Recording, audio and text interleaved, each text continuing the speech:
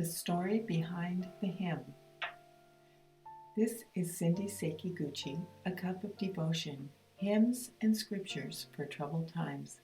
Today's hymn, When I Survey the Wondrous Cross, written by Isaac Watts. Let's take a closer look. When young Isaac Watts' father rebuked his brilliant child for making rhymes out of everyday language, he replied, "Oh, Father, do some pity take, and I will no more verses make." As a young man in the late 1600s, Isaac was significantly dissatisfied with the music of the church. When he was 18 years old, he complained to his father that music is the part of worship most closely related to heaven, but its performance among us is the worst on earth. To which his father replied, "Make some yourself then." So began his hymn-writing career, starting with the phrase, "Behold the glories of the Lamb."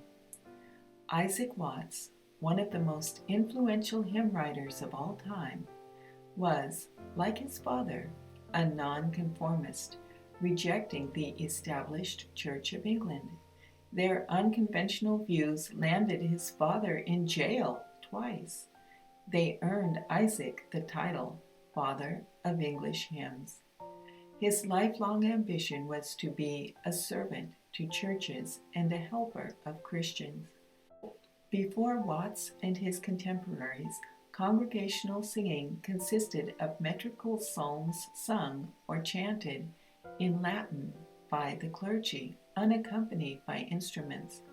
Watts believed that church music should be sung by the congregation in the language they understood, theologically based, echoing the sermon.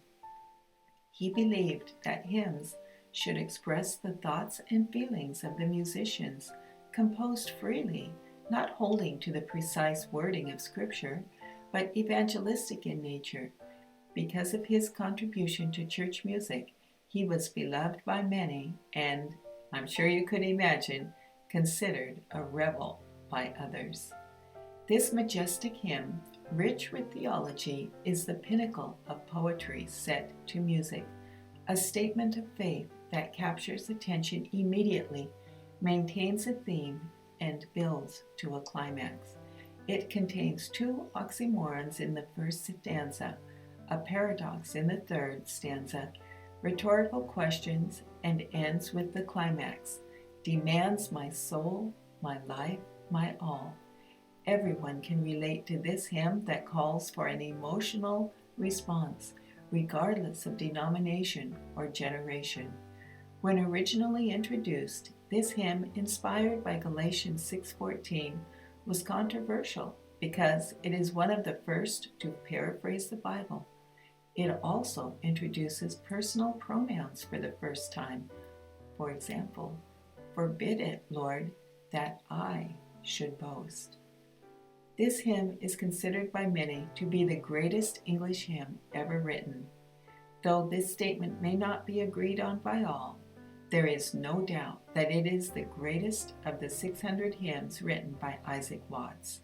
In fact, Charles Wesley, prolific hymnist of over 6,000 hymns, has stated that he would rather have written this one hymn than all the hymns that he had written.